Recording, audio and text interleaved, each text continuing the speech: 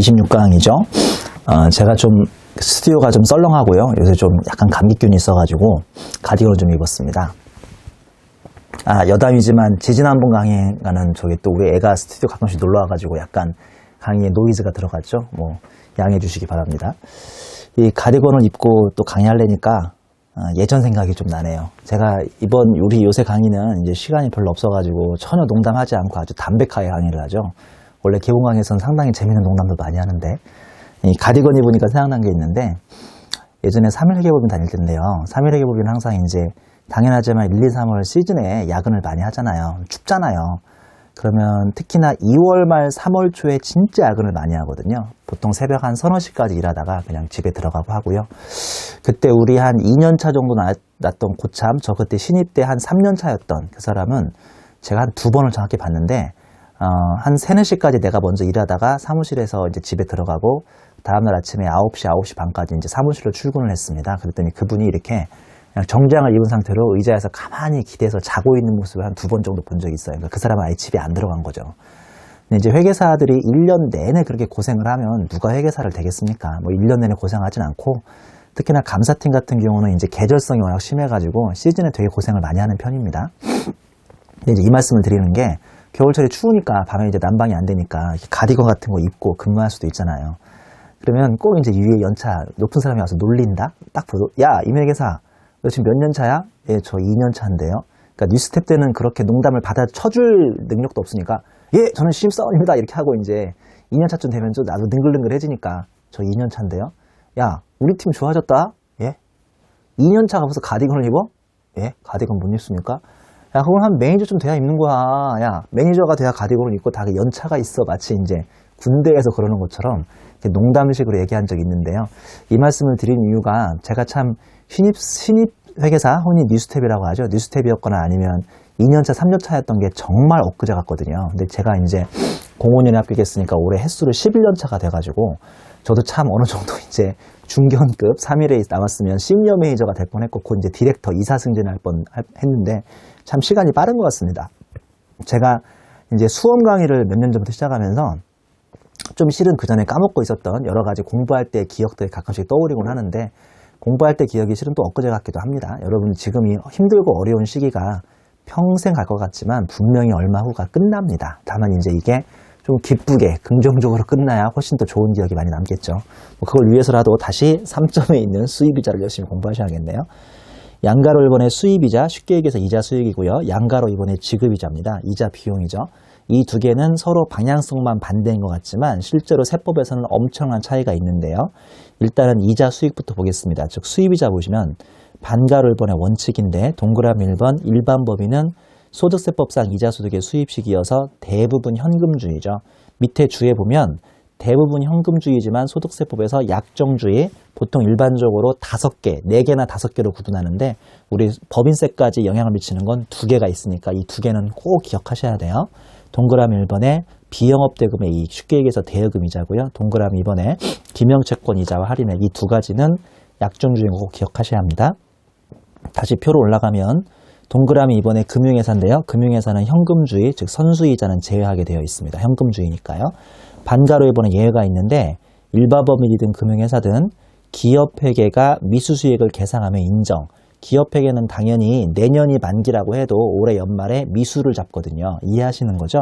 근데 발생주의를 수용하는 것처럼 보이지만 그 다음 또 단서가 중요한데 원천징수 대상이라면 이거는 입금으로 보지 않아서 다시 원칙인 대부분 현금주의로 돌아가야 합니다. 선생님, 원천징수 대상이 누굽니까? 그거는 우리나라에서 받는 이자는 다 원천징수 대상이라고 생각하면 됩니다. 즉 국외이자 등 빼고 대부분은 다 원천징수 대상이 됩니다. 양가로 2번에 여기에 비해서 지급이자는요. 원칙은 소득세법상 이자소득의 수입식이니까 이것도 역시나 대부분 현금주의인데 여기 예외는 기업회계가 미지급 비용을 계상하면 인정해 준다고 해서 발생주의 수용까지만 나와 있고 요거는 예외가 없죠. 단 원천회수 대상은 그렇지 않다라는 예외가 없으니까 결론적으로 지급이자 즉 이자 비용은 현금주의와 발생주의가 다 인정돼서 수업 목적으로는 수입이자 이자 수익이 더 장난치기가 쉽겠네요. 양가로 3번의 배당금 수익은 소득세법상 배당소득의 수입 시기를 준용하는데 이게 부기명이면 현금주의고요. 기명이면 기명이란 소리는 그 종이 위에 나의 이름도 써 있고 모든 게 약속돼 있고 약정대로 지급될 테니까 이거는 기명주식이면 잉여금 처분 결의일, 쉽게 얘기해서 주총일이라고 생각하면 되겠습니다. 양가로 4번에 금융보험업의 보험료나 수수료 수입인데요. 이게 뭐냐면 우리의 주말에 시내 나가서 뭐 데이트하거나 아니면 친구들하고 놀다가 갑자기 현금이 떨어지면 ATM기 찾아가가지고 우리 현금 뽑잖아요. 주말에 뽑으면 좀 수수료 붙지 않아요? 뭐 1,000원, 1,200원 붙지 않아요? 이 수수료가 바로 금융보험업에서의 보험료와 수수료 수입인데요.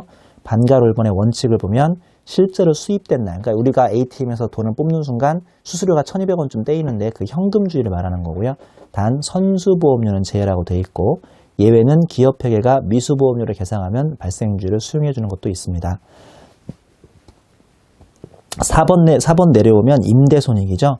임대손익은 일단 장기와 단기를 구분할 줄 아셔야 하는데 가장 마지막에 있는 칠판 마크를 보면 임대손익의 장단기 구분은 임대료의 지급기간이 아니라 계약기간이 아니라 지급기간이죠. 그러니까 무슨 말씀이냐면 내가 세입자하고 2년 계약을 했어요. 그럼 이거는 장기 계약이 아니고요. 세법에서는 2년 계약을 하든 3년 계약을 하든 내가 그 임대료를 얼마에 한 번씩 주고받느냐가 그게 바로 장단기를 구분하는 건데 예를 들어서 4년 동안 계약을 했어도 일반적이면 매월 그 임대 수입을 주고받을 거 아닙니까? 그럼 이거는 단기 임대가 되는 거고요. 그게 아니라 4년 동안 임대 계약을 하고 2년에 한 번씩 2년치를 한 번에 선수 성급을 해버리면 그 주고 있는 기간이 1년을 넘어가기 때문에 이때는 장기가 되는 겁니다. 요거 하나 좀 특이하니까 조심해서 구분하셔야 돼요. 양가로 1번의 단기라면 동그라미 1번 원칙, 약정, 즉 계약서상 지급일이 돼서 약정주의로 가고 있습니다. 약정이 없으면 실제 지급일인 현금주의로 가게 되고요. 그 다음에 예외를 보면 기업회계가 기간 경과분을 계상, 즉 발생주의를 하면 그대로 인정해주고 있습니다. 여기에 비해서 양가로 2번 장기는 당연하지만 발생주의로 가야 하니까 기간 경과분을 계상해서 그대로 인정받게 되어 있습니다. 옆에 이제 사례 있으니까 한번 참고하시고요. 그 사례가 위에 거는 단기고 이제 그 위에 거 단기 그다음에 뭐 위에 거 밑에 거에 따라서 장기 단기 여부가 있으니까 꼭 한번 확인해 보도록 하세요. 그 다음에 우리 다음 페이지에 5점에 기타 손익의 귀속주의가 있습니다. 기타 손익은 이제 여기까지 나오지 않았던 그 외 기타적인 것들을 많이 있는데요. 보면 금전등록기 설치 법인이라고 해서 소매업 등 영수증을 교부할 수 있는 업종을 영위하는 법인이 금전등록기를 설치 사용하는 경우 물품 대금과 용역대가는 그 금액이 실제로 수입된 사업연도로 할 수 있음이라고 해서 현금주의 선택이 가능하죠. 이거는 강제 규정이 아니라 선택 규정입니다. 과거에 동그라미 1번이 참 시험 문제 많이 나왔어요. 우리 금전등록기라고 아세요? 조그마한 슈퍼 같은 데 가면요. 내가 현금으로 결제하면 아줌마가 무슨 금고 같은 거 땡 치면 쓱 드르륵 해서 이게 딱 열리면서 왜 그 얍쌀한 영수증 같은 게 계속 꼬여 나오는 그런 거 있죠? 그런 걸 금전등록기라고 하는데 우리 세법에서 일반적으로 금전등록기라고 하면 매우 영세한 상인을 의미하거든요.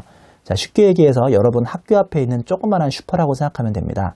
내가 12월 31일 날 그 슈퍼에서 음료수를 1,000원짜리 사 먹고 주인 아줌마한테 아줌마 내가 오늘 그 지갑을 안 가져왔네요. 이거 1,000원 내일 모레 드릴게요. 아줌마는 날 알아요. 하도 학교 앞에서 공부를 오래 해가지고 학생 오늘도 공부해? 그래 내일 모레 갖다 줘라고 해서 12월 31일 날 음료수를 외상으로 사 먹고 2016년 1월 2일 날 이 대가 1,000원을 갖다 주면 아줌마 입장에서는 인도주의니까 12월 31일 날 잡아야 원칙인데요. 이런 경우는 그냥 현금주의로 내년 2016년 1월 2일 날 잡을 수도 있습니다. 요거는 선택 규정이에요. 무조건 해야 한다는 게 아니라 선택 규정인데 이걸 가지고 뭐 무조건 해야 하는 것처럼 해서 과거에 장난을 참 많이 쳤습니다. 동그라미 2번 사채 할인 발행 차금이죠. 제가 아까 뭐라고 그랬어요? 세법에서 대원칙은 현재 가치를 인정해주지 않는 게 대원칙인데 요거 하나가 예외라고 그랬죠. 사채 할인 발행 차금이라고 왜 우리 항상 배우신 것처럼 뭐 100짜리를 발행하면 실제로 95점 얼마만 발행을 하잖아요. 그러면 4.8원 정도의 할인 차금이 잡히는데 요거를 계속 유효이자율법으로 삼각해 올라가죠. 세법에서는 요것만큼은 그대로 인정을 해줍니다. 왜냐하면 사채 할인 발행 차금은 금융 성격이 있으니까 요거 하나만큼 인정을 해줍니다. 동그라미 3번에 자산 유동화 배서 양도원인데 다음에 해당되면 기업회계 기준에 의한 손익 인식 방법을 따른다고 해서 첫 번째 땡마크에 자산 유동화에 관한 법률에 따라서 보유자산을 양도하는 경우 그 다음 땡마크에 매출채권 또는 받으러움을 배서 양도하면 기업회계 기준을 따라간다는 소리인데요. 그 밑에 주1에 있죠. 아마 이거 중급회계 초반에 배웠을 거라고 이해하는데 동그라미 1번 양도자가 금융자산의 소유에 따른 유형과 보상을 대부분 이전하면 매각거래로 봐서 매출채권 처분 소실 나오고 있고요. 이 이유의 경우는 차익거래로 봐서 이자 비용 잡히고 있는데 이거 아마 중급회계에서 공부하셨을 겁니다. 그대로 세법에서 따라간다고 생각하면 되겠고요. 동그라미 4번 개발 완료 전 취소된 개발비입니다. 이거 참 제목부터 가슴이 아프네요. 뭔가 자산성이 있다고 보고 개발 프로젝트를 하다가 개발이 끝나기 전에 취소가 돼버렸어요. 그러면 이거 이제 송금으로 떨어버려야겠네요. 자산 잡혀있는 거. 내용을 읽어보면 개발비 등의 무형자산이 도중 개발에 취소된 경우죠. 화살표를 보면 다음의 요건을 모두 갖춘 날 송금을 산입하라는 소리인데요. 첫 번째 땡마크에 해당 개발로부터 상업적인 생산 또는 사용을 위한 해당 재료, 장치, 공정, 시스템 또는 용역을 개선한 결과를 더 이상 식별할 수 없죠. 한마디로 자산성이 떨어진 거라고 보시면 되고요. 그 다음 땡마크에 해당 개발비를 전액 송금으로 계상하였을 것, 이 두 가지 요건을 필요로 하는데 이러면 바로 송금 인정이 되는 거고요. 동그라미 5번에 보험 차액을 보면 보험금의 지급이 확정된 날 바로 귀속시기가 잡히는 거고 6번에 조세 환급금과 이자는 취소 결정이 확정된 날, 그 다음에 동그라미 7번에 파생상품 거래로 인한 손해액은 계약 목적물의 인도 없이 목적물 가액만 변동해버려도 그 차액만 정산하는 게 말 그대로 파생상품이라는 거죠. 이 파생상품 거래 손익은 바로 대금 결제일이 귀속시기고요. 동그라미 8번의 관세 환급금은 수출과 동시에 관세 환급금이 확정되는 수출 완료일, 그 이후의 경우는 환급금의 결정 통지일과 환급일 중 빠른 날이라고 되어 있습니다. 그 다음에 차액보상형 주식선택권은 그냥 주식선택권을 행사하는 날 송금이 되고요. 조세는 신고납부조세라면 신고일, 부가가세 조세라면 고지일, 그 다음에 인지세는 문세에 처병한 날인데 처병한 날은 일반적으로 붙이는 날을 의미하는 거죠. 붙이는 날이 바로 귀속시기가 되겠습니다. 옆 페이지 6.2에 전기 오류 수정 손익의 귀속시기는 계산 문제밖에 안 나옵니다. 이 말 문제는 안 나오는 토픽인데요. 이게 처음 공부하는 학생들한테는 상당히 어렵게 느껴지죠. 그냥 제가 간단하게 설명을 드리자면, 자, 전기에 안 잡은 것을 단기에 잡는 것을 전기 오류 수정 손익이라고 하죠. 근데 전기 오류 수정 손익이 기업 회계에 의하면 손익으로 잡을 수도 있고 자본으로 반영할 수도 있어요. 그게 바로 기업 회계라고 되어 있는 세로인데요. 동그라미 1번 전기 오류 수정 이익을 손익거래로 즉 수정 이익으로 할 수도 있고요. 동그라미 2번 이익잉여금이라고 해서 이익잉여금에 반영하는 자본거래로 갈 수도 있습니다. 자, 파란색을 잘 보셔야 돼요. 근데 이게 세법상 진정한 귀속시기가 단기 입금이라면 단기 입금을 동그라미 1 기업회계가 전기 오류 수정 이익이라고 잡았으니까 두 개는 차이가 없어서 이런 경우는 세무조정이 없고요. 동그라미 2 단기 입금을 기업회계가 입금으로 반영하지 않고 이익잉여금으로 반영했으니까 우리가 나서서 입금 산입으로 기타 처분을 해주면 되고요. 자, 이번에는 제일 오른쪽 세로입니다. 세법상 진정한 귀속시기가 전기 입금임에도 불구하고 동그라미 1 기업회계가 단기 이익으로 처리했다면 이거는 전기 걸 잘못 처리한 거니까 입금불산임으로 마이너스로 하면 되고요. 마지막으로 세법상 진정한 귀속시기는 올해 게 아니라 전기 건데 기업회계가 이익으로 건드렸으면 세법도 올해 거 이익이 아니고요. 기업회계도 다행히도 이익으로 건들지 않고 자본으로 건드렸으니까 이때는 둘 사이에 손익이 적정해져서 이중조정으로 입금불산임, 입금산입으로 이렇게 이중조정을 하고 있습니다. 밑에 나오는 양가로 2번에 전기 오류 수정 손실은 금방 배웠던 거에 방향성만 반대인데요. 다시 말씀드리지만 이거는 계산 문제가 워낙 많이 나오고 말 문제는 출제된 적이 없으니까요. 그냥 간단하게만 이 표를 한번 로직을 이해하시는 걸로 마무리하시는 게 어떨까 싶습니다. 제가 다음 페이지에 좀 더 구체적으로 이제 계산 문제를 위한 회계 처리와 세무 조정까지 만들어 놨으니까 이제 계산 문제까지 커버하실 분들은 이 사례를 보시는 게 더 낫습니다. 자, 이 사례 1번, 2번 볼 때 요거를 까먹으면 절대 문제가 안 풀려요. 지금 이 문제가 기업 회계가 손익으로 잡았느냐 아니면 이익으로 처리했느냐, 즉 이익잉여금 자본으로 처리했느냐. 두 번째, 이게 세법상 진정한 귀속시기가 단기 거냐 전기 거냐를 잘 합해서 두 개 조인트 믹스를 시키면 앞장에 있는 표처럼 답이 나오니까 이 사례도 한번 풀어보시기 바라겠습니다. 자, 우리 넘기면 문제를 좀 풀어보죠. 1번 문제입니다. 내국법인의 손익의 귀속사업연도에 관한 설명으로 옳지 않은 것은 1번 법인이 매출 할인을 하는 경우 그 매출 할인 금액은 상대방과의 약정에 의한 지급기일 가로 열고 그 지급기일이 정하여지 않았으면 지급한 날이 속하는 사업연도에 매출액에서 차감한다. 맞죠? 그 매출한 날 차감하는 게 아니라 약정에 의한 지급기일, 즉 내년 1월 초로 가서 차감하는 게 맞고요. 동그라미 2번, 부동산 매매업을 영위하는 법인이 재고자산인 부동산을 판매하는 경우 그 재고자산을 인도한 날에 속하는 사업연도로 한다라고 되어 있는데, 제가 아까 부동산 매매업이 가지고 있는 부동산은 우리 기업회계에서는 재고가 맞는데 세법에서는 그게 아니라 그냥 일반 부동산으로 보라고 그랬죠. 그러면 아시다시피 인사대소 중 빠른 날이니까 동그라미 2번이 틀린 설명이 되겠습니다. 3번 보면 법인이 결산을 확정함에 있어서 이미 경과한 기간에 대응하는 이자 및 할인액을 당해 사업연도의 송금으로 계상한 경우에는 그 사업연도의 송금으로 본다고 되어 있는데, 이거 이자 비용에 대한 발생주를 의미하는 거죠. 이자 비용 발생주의는 아무런 예외나 제한 없이 다 송금 인정이 되니까 3번 맞는 설명이고요.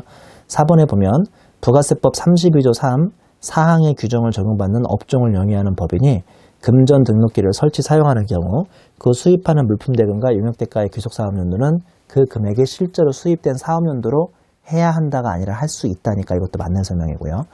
5번에 법인이 장기 금전 대차 거래에 대하여 장부가액과 현재가치와의 차액을 현재가치 할인차감으로 계상하고 이를 기업회계 기준의 상각 또는 환입범법에 따라 송금 또는 입금으로 계상하는 경우에는 그 계상한 사업연도에 송금 또는 입금을 산입하지 아니한다는데, 말씀드린 것처럼 현재가치가 인정되는 건 원칙적으로 사채 할인 발행 차감만 인정되고요. 이렇게 장기 금전 대차 거래를 해버리면 현재가치가 인정이 되지 않으니까 5번도 맞는 설명이 되겠습니다. 우리 2번 문제 풀어볼게요. 이번 문제의 법인세법상 손익의 귀속 시기에 대한 설명이다. 옳지 않은 것은 1번 중소기업인 법인은 장기 할부 조건에 따른 결산상 수익 인식 방법과 관계없이 회수하였거나 회수할 금액을 해당 사업연도에 입금에 산입할 수 있다. 이거 제가 중요하다고 그랬죠. 중소기업은 원래 장기 할부는 원칙은 명목가치 인도 기준이고요. 특례 1이 현재가치 인도 기준, 특례 2가 회수기일 도래 기준인데요. 이 특례 2개를 인정받으시려면, 2개 중 하나를 인정받으시려면 기업회계가 했어야 한다는 단서가 있는데, 이 세 가지 방법 중에서 가장 유리한 특례 2번은 중소기업이라면 기업회계가 어떻게 했든지랑 관계없이 세법만 신고조정으로 세무조정을 할 수 있다고 설명드렸었죠. 그래서 동그라미 1번은 맞는 설명이고요. 여기서 상당히 이 문장이 많이 나오고 있으니까 꼭 한번 정확히 정리를 하셔야겠습니다. 동그라미 2번, 금융보험업 이외의 법인이 원천징수되는 이자를 해당 사업연도의 수익으로 계상한 경우 이를 입금으로 보지 않으나 이미 경과한 기간에 대응하는 이자를 당해 사업연도에 송금으로 계상한다면 이거는 또 사업연도에 인정된다. 말씀드렸죠? 이렇게 이자 수익과 이자 비용은 좀 내용이 서로 다릅니다. 하나는 발생주가 인정 안 되고 하나는 발생주가 인정되니까 이것도 아주 정확히 정리를 하셔야 합니다. 3번, 임대료 지급기간이 1년을 초과한대요. 임대료 계약기간이 아니라 지급기간으로 제가 장난기 여부를 따지라고 했으니까 얘는 일단은 장기 임대가 된다는 뜻이고요. 기간에 대응하는 임대료 상당액과 비용을 각각 해당 사업연도에 입금과 송금으로 한다. 맞는 설명이네요. 왜냐하면 기간 경과라는 발생주의가 들어갔으니까요. 4번, 법인이 빚이 기장한 장부가 없어 당해 사업연도 종료일까지 실제 소요된 총 공사비 누적액 또는 작업 시간 등을 확인할 수 없는 경우 추계조사 방법, 즉 추정해서 계산을 해서 계산한 방법에 의해서 수익과 비용을 각각 해당 사업연도 입금과 송금으로 산입한다라고 되어 있는데, 이렇게 하는 거 아닙니다. 이게 기업회계 기준에서는 혹시나 그러니까 진행률이 안 나오면 어떤 방식으로든 추정을 하게 되어 있는데, 법인세법은 진행률이 아예 안 나오면 그냥 가만히 기다렸다가 완성되는 완성주의로 한 방에 잡는다는 차이점이 있으니까 4번은 오답이 되겠고요. 5번을 보면 사업연도 종료일 발생하여 회수되지 않은 외상 매출에 대해서 매출 할인을 적용하기로 하고 결산상 순액법, 이렇게 하면 안 되죠. 미리 순액법으로 잡으면 안 되고요. 오늘은 매출액을 총액으로 100원을 잡고, 왜 그리 12월 28일에 팔았는데 1월 5일날 실제로 10일 안에 들어오면 그때 제가 이혼을 차감하라고 그랬죠. 그래서 일단은 입금 산입하셔야 돼요. 순액법으로 하면 안 돼요. 순액법에 의해서 회계 처리한 경우 동 매출 할인액을 매출한 사업연도에 입금으로 산입하라고 했습니다. 맞는 설명이겠네요. 자, 그 다음에 4번 문제 한번 풀어볼게요. 4번 문제.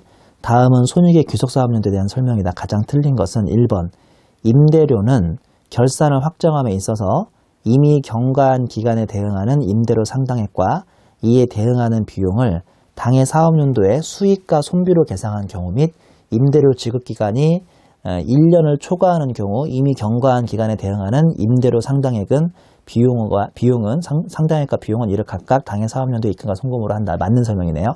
2번 세법에 의해서 금전 등록기를 설치 후 사용하는 법인의 경우 그 수입하는 물품 대금과 용역대가의 귀속 사업연도는 실제로 수입된 사업연도로 하여야 한다. 이게 틀린 설명이라고요. 이거는 선택 규정이기 때문에 이렇게 강제조항으로 설명하면 틀립니다. 3번 제조업을 영위하는 법인이 사채를 발행하는 경우 상환할 사채 금액의 합계액에서 사채 발행가액 가로 열고 사채 발행 수수료와 사채 발행을 위하여 직접 필수적으로 지출된 비용을 차감한 후에 가액을 말한다. 한마디로 사채 할인 발행 차금 같은 걸 말하는데요. 이 합계액을 공제한 금액을 기업회계 기준에 의한 사채 할인 발행 차금의 상각 방법에 따라서 이를 송금에 산입한다. 한마디로 사채 할인 발행 차금이 인정된다는 소리니까요. 뭐 이거 맞는 설명이겠죠. 4번에 제조업을 영위하는 법인이 법인세법상 원천징수 규정에 의하여 원천징수되는 이자소득에 대한 결산상 미수이자를 계상한 경우에 입금에 산입하지 않는다. 이거 몇 번 말씀드렸죠. 이거는 미수수익 인정이 안 된다고 그랬어요. 그 다음에 5번에 제조업을 영위하는 법인이 결산을 확정함에 있어서 이미 경과한 기간에 대응하는 이자를 당해 사업료도 송금으로 계상하면 이거는 송금으로 인정이 되죠. 그러니까 이자 수익과 이자 비용은 언제나 방향성이 다르다는 걸 기억하셔야겠습니다. 여기까지 해서 6절을 마치고요. 7절 자산부채의 취득평가를 들어가겠습니다. 7절은 아까 잠깐 말씀드린 것처럼 6절이 이제 그러니까 6절이 언제, 손익의 언제를 잡는 거라고 생각한다면 이제 7절은 얼마를 잡느냐라고 생각하시면 됩니다. 주로 이제 제목은 자산부채의 취득평가라고 되어 있는데 주로 자산에 대해서만 내용이 나오고 있죠. 7.1의 취득가액의 일반론부터 보겠습니다. 1점 자산취득의 일반 규정인데요. 매입은 매입가액에 더하기 기타 부대비용, 취득세 등을 싹 다 더하면 되고요. 2번의 제작건설은 제작원가의 기타 부대비용, 마찬가지로 그러니까 1번과 2번의 차이점은 매입을 했느냐 제작했느냐의 차이밖에 없고요. 기타 부대비용을 더하는 거 마찬가지죠.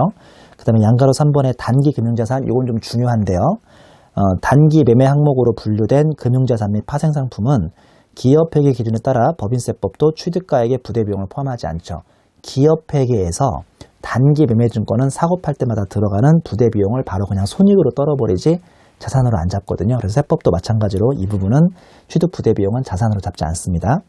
양가로 4번의 교환증여의 경우는 취득 당시의 시가인데 취득자산의 시가입니다. 양도한 자산의 시가가 아니라 취득한 자산의 시가고요. 그 밑에 사례에 취득자산의 시가가 뭔지는 제가 사례로 써놨으니까 한번 참고하시면 어렵지 않을 것 같습니다. 자, 그 다음 페이지 2점의 합병, 분할, 현물 출자인데 이거 상당히 골치 아프죠. 제가 보기엔 밑에 있는 사례 숫자를 아예 외워버리는 게 어떤가 싶어요. 자, 양가로 1번 현물 출자의 경우는 동그라미 1번 현물 출자한 법인이 취득한 주식, 그러니까 주식의 경우는 A점 가보면 현물 출자가 법인 설립에 의해서 이게 시도가 된다면 순자산의 시가고요. B점에 의하면 기존 법인에서 현물 출자가 있다면 취득한 주식의 시가가 되고 동그라미 2번 법인이 현물 출자로 받은 자산은 취득한 자산의 시가가 됩니다. 양가로 2번 합병의 경우에는 합병 등에 의해서 구주주인 합병이 취득한 주식과 이번에 합병 등에 의해서 합병법인이 취득한 자산인데요. 이건 어차피 나중에 15절에서 다시 배우니까 지금은 양가로 1번 위주로만 정리하시면 되고요. 요건 아예 그냥 사례를 외워버리세요. 그러면 위에 표를 보는 것보다 사례를 외우는 게 더 쉬울 것 같아요. 사례를 보면 A사가 B사에게 투자 시 건물을 출자하고 신주를 교부받은 경우 A사 주식과 B사 건물의 각각의 취득가액을 구하는 건데 지금 A사가 B사의 주식을 사고 싶은 거예요. 그러니까 A사가 한마디로 B사의 주주가 되고 싶은데 자기가 또 쥐뿔 돈도 없나 봐요. 그래서 그냥 가지고 있는 건물로 말 그대로 현금 출자가 아니라 현물 출자를 하는 거죠. 자, 그럼 우리 쉬운 B사부터 보자. B사 입장에서는 보니까 주식의 액면가액이 500원인가 봐요. 그리고 그러면 B사의 대변에는 일단 자본금이 500에 잡혀요. 그러면 건물을 얼마로 잡아야 하냐 이거예요. 제가 이번 챕터는 얼마를 배운다고 그랬잖아요.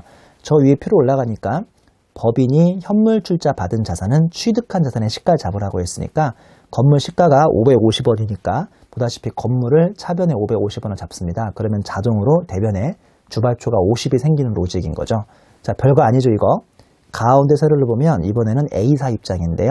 확실한 건 A사는 대변에 건물이 나갑니다. 장부가액이 400원이 나가죠.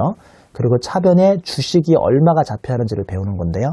저 위로 올라가면 법인 설립에 의해서 이렇게 되면 자신이 보냈던 순자산의 시가를 잡으라고 되어 있고, 그게 아니라 기존 법인에 이런 일을 하면 취득한 주식의 시가를 잡으라고 그랬죠.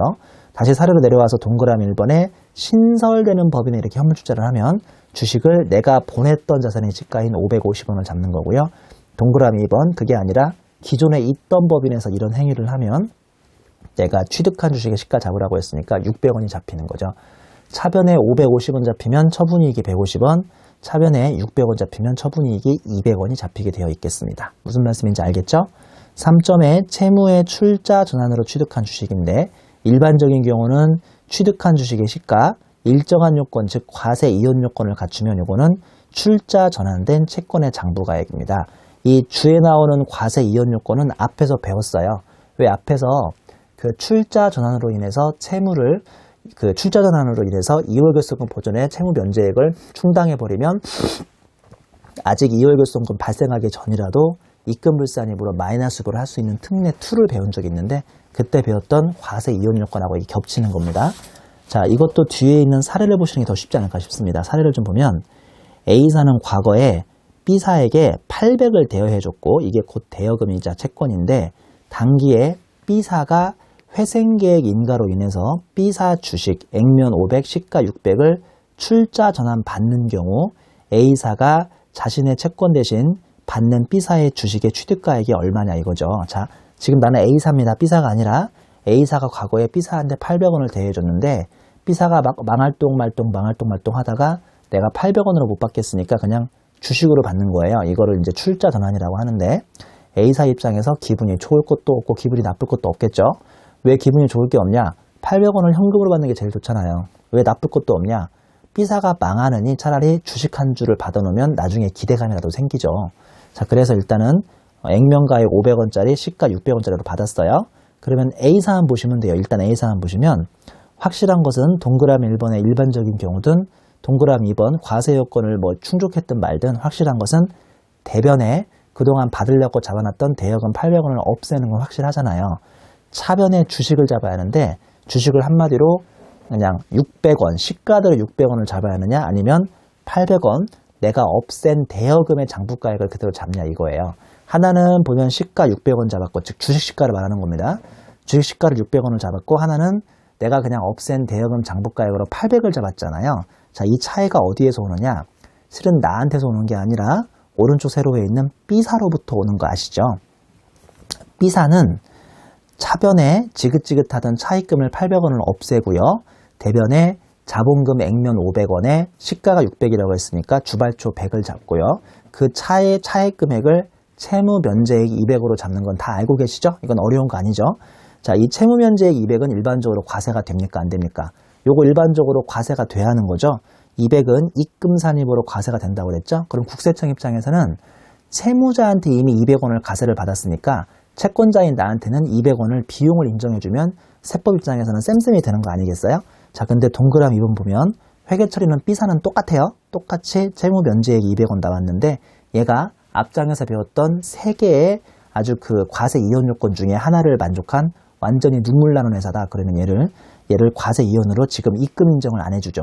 그러면 세법 입장에서는 얘한테 입금 인정을 안 해줬으니까 불리한 거죠. 그러면 나한테 너도 인정 안 해주겠어요? 비용 인정도 해주면 안 되는 거예요. 왜냐하면 얘한테 입금을 받았으면 나한테 비용 인정 해주면 되는데, 얘한테 입금 인정을 못 받았으니까 세법은 나한테도 아무런 비용 인정을 해주지 않고, 즉 비용이 안 잡히도록 대여금 800 없앤 것을 그대로 주식 800으로 인정을 합니다.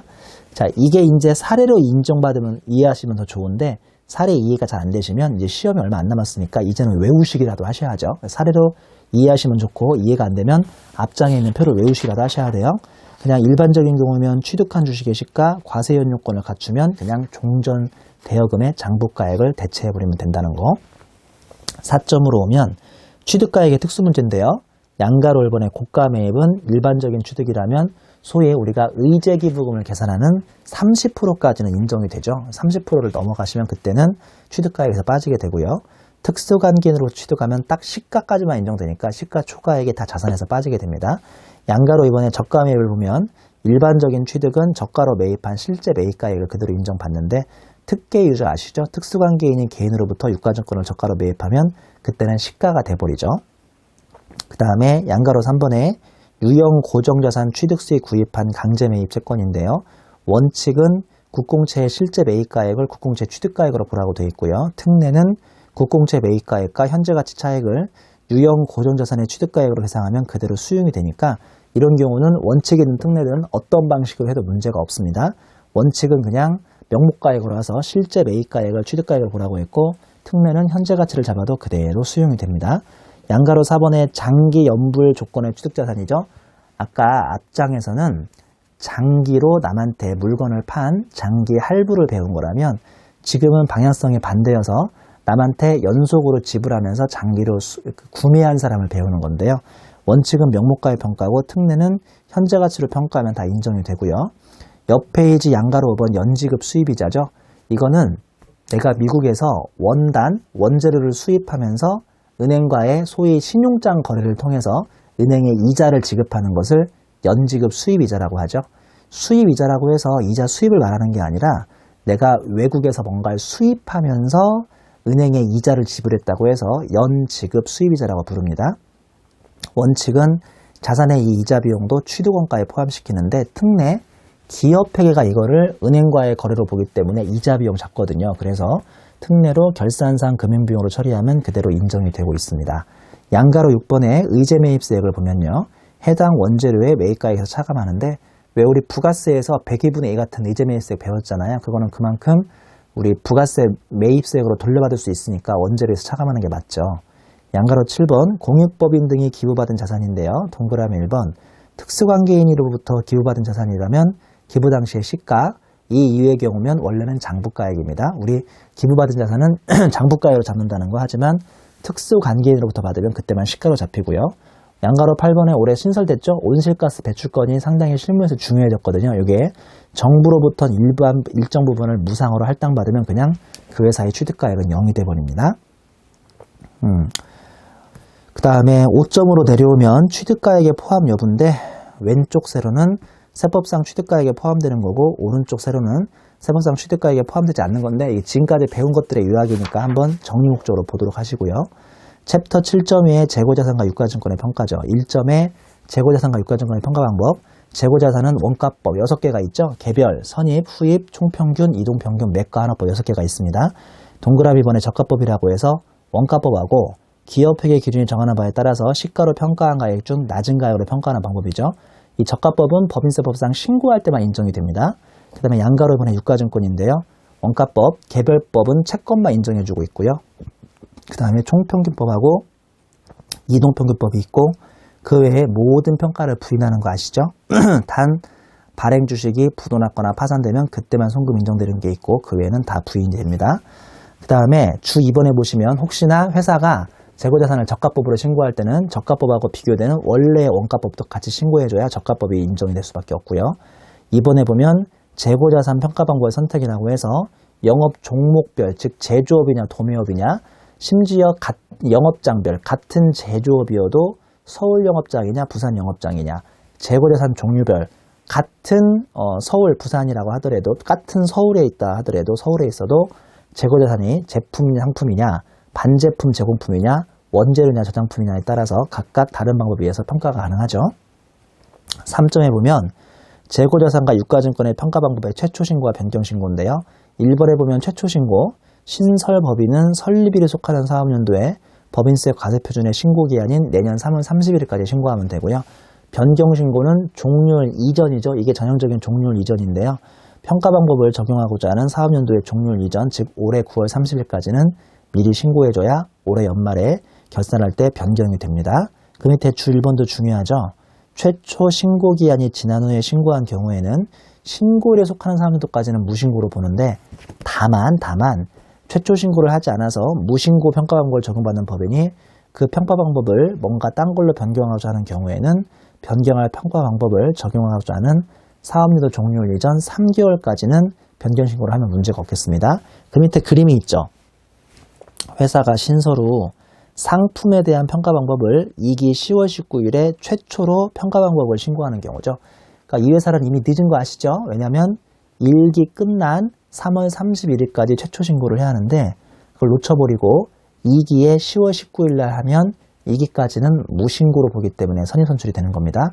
혹시나 2기에 이항 신고했을 거면 9월 30일 이전까지만 총평균법으로 신고했다면 그나마 2기부터는 총평균법을 적용받을 수 있는데 안타깝게도 9월 30일이 지나버려서 10월 19일 날 평가했으니까 그냥 2기까지는 무신고가 되는 거죠. 자, 다음 페이지 주 3번에 보면 재고자산과 유가증권의 평가 방법은 최초 신고 및 변경 신고는 납세지 관할 세무서장의 신고사항이므로 별도의 승인 절차는 필요 없어요. 그 다음에 4점으로 내려오면 세무상 재고자산 및 유가증권의 평가금액이죠. 여기서부터는 대부분 이제 계산 문제가 나올 텐데요. 양가로 1번 무신고라면 재고자산은 선입선출법, 그 다음에 유가증권은 총평균법이 되고요. 양가로 이번에 임의 변경을 하면 맥시멈 무신고 시 평가한 방법과 그 다음에 당초 적법하게 신고한 방법 중에 큰 금액으로 가고 있고요. 임의 변경이 아니라 단순하게 계산착오만 있다면 임의 변경으로 보지 않고 착오 금액만 조정을 해주고 있습니다. 5점의 재고자산의 세무조정 요약을 보면 재무상 평가금액보다 세무상 평가금액이 작아져야 한다면 송금산입으로 마이너스부를 하고요. 그 다음에 차기에는 이 재고가 팔릴 테니까 무조건 반대조정으로 입금산입에 유보가 되고 동그라미 2번 재무상 평가금액보다 세무상 평가금액을 키워야 한다면 입금산입 유보로 재고자산을 올려놔야죠. 재고자산에 유보가 되고 그 다음에 오른쪽 세로 차기에는 이게 반대조정으로 사라지게 돼 있으니까 송금산입에 마이너스 봅니다. 우리 표의 가운데 세로 보면 단기 세무조정의 개정 과목이 재고자산 평가 증과 재고자산 평가 감이라고 되어 있는데 이건 신경 쓰지 마세요. 보면 우리가 해야 할 방향과 반대로 개정 과목이 써 있는데 이거는 재무회계 용어다 보니까 반대로 써 있는 거고요. 우리가 굳이 이 개정 과목까지는 신경 쓸 필요가 없겠습니다. 6점의 유가증권의 세무조정 요약이 있죠. 유가증권 세무조정은 보다시피 법인세법의 원칙이 원가법이므로 기업회계 평가를 모두 다 부인하고 되어 있습니다. 자, 가운데 세로를 보시면 법인세법은 무조건 원가법이죠. 그러니까 오른쪽 세로에 평가이익은 익불이요, 평가손실은 손불이요. 그 다음에 동그라미 3번은 좀 조심하셔야겠는데요. 매도 가능 금융자산은 아시겠지만 기업회계가 손익으로 반영하지 않고 자본으로 반영하다 보니까 평가이익은 익불, 손불 이중 조정해 주시는 거고 평가손실도 손불, 익불로 이중으로 조정해 줘야 한다는 거 아시죠? 이것만 조심하시면 그렇게 어려울 건 없고요. 마지막으로 동그라미 5번의 지분법이죠. 지분법도 세법에서는 인정이 안 돼요. 세법은 원가법이기 때문에 A점에 지분법 이익이 나오면 입금불산입이요. B점에 관계기업의 자본 변동이 나오면 이때는 익불하고 손불로 역시나 자본으로 조정했으니까 이중 조정해 주는 거죠. 7점에 K-IFRS 적용의 내국법인의 재고자산 평가 차이 입금불산입 특례는 이거는 워낙 이제 이슈가 지난 일이니까 제가 그냥 간단하게만 설명드리자면요. 후입선출법을 쓰던 회사가 IFRS에서는 선입선출법밖에 못 쓰게, 후입선출법이 아닌 방법밖에 못 쓰게 되거든요. 그래서 2011년 1월 1일자에 후입으로 쓰다가 선입이나 총평균으로 쓰면요. 상품이 증가하게 됩니다. 재고가 증가하게 돼서 보다시피 파란색 영역박스에 있는 것처럼 2011년 1월 1일자에 상품을 증가시키고 이익잉여금으로 20원을 반영했는데 이게 기업회계에서는 상품이 늘고 손익이 좋아진다는 장점이 있습니다만 세법에서는 이만큼 입금으로 보고 세금을 더 내야 하니까 이게 삼성전자 입장에서는 약간 부담스러운 거거든요. 그래서 요거를 일단은 입금불산입으로 2011년에 세금을 안 내게 해줬었어요. 당시에. 그리고 대신에 5년 동안 반대조정으로 44444를 반대조정으로 입금산입하게 되는 그런 규정인데요. 지금은 중요성이 많이 떨어졌으니까 굳이 이거를 지금 이제 와서 정리할 필요는 없는 것 같습니다. 우리 또 43페이지의 챕터 7.3은 잠깐만 쉬었다 계속 강의 진행할게요.